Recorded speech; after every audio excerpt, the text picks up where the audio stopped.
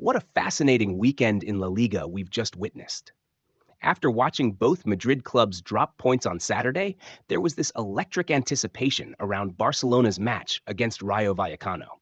The opportunity to climb to the top of the table was dangling right there. But what unfolded was a perfect display of both Barcelona's evolution under Hansi Flick and the persistent issues plaguing La Liga officiating. You know what's remarkable about this Barcelona side?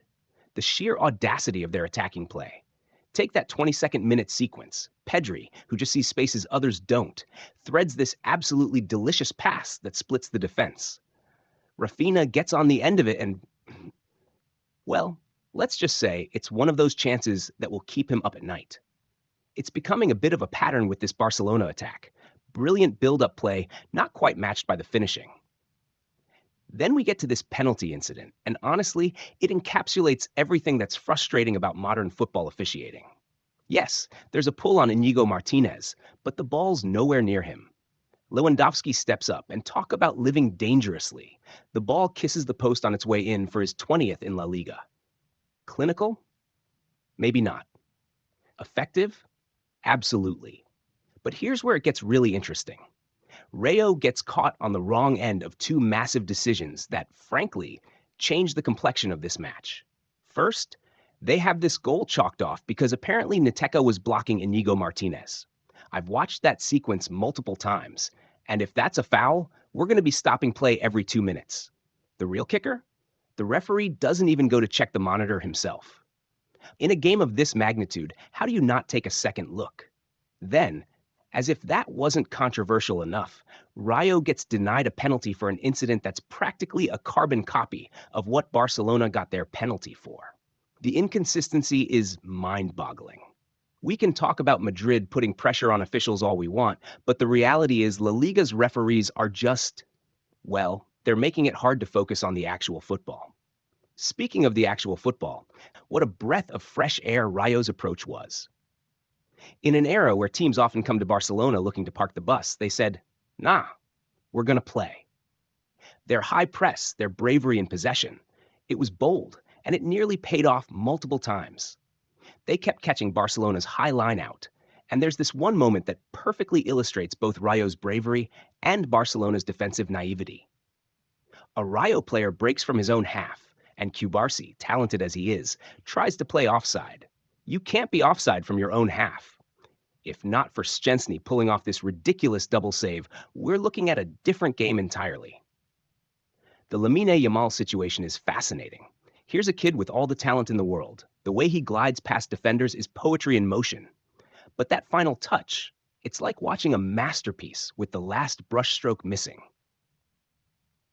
He gets into these brilliant positions, like that sequence where he dribbles past the defender, tries to find Rafinha, gets it back, and then just can't find the finish. It's both exciting and frustrating. You can see the potential, but you can also see why Barcelona sometimes struggles to convert dominance into goals. What Hansi Flick has done with this attack is remarkable, though.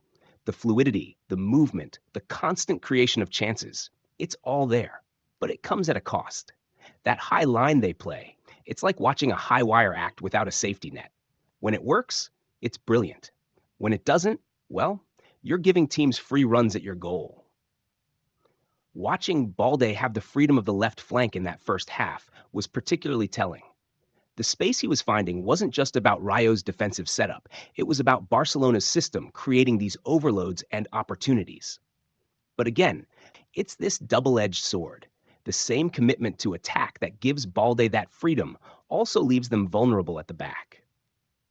Barcelona went into the break a goal up, but calling it a fortunate lead would be an understatement. They'd shown all their cards, the brilliant attack, the questionable defense, the reliance on individual moments of quality. But more than anything, this half showed why La Liga is such compelling viewing this season. No team seems capable of complete control, and that makes for absolutely riveting football. The second half was a masterclass in both midfield control and missed opportunities, and at the center of it all was Pedri. You know those players who just seem to operate on a different wavelength? That's Pedri.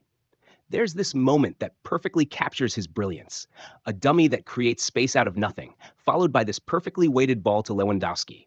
9 times out of 10, that's a goal.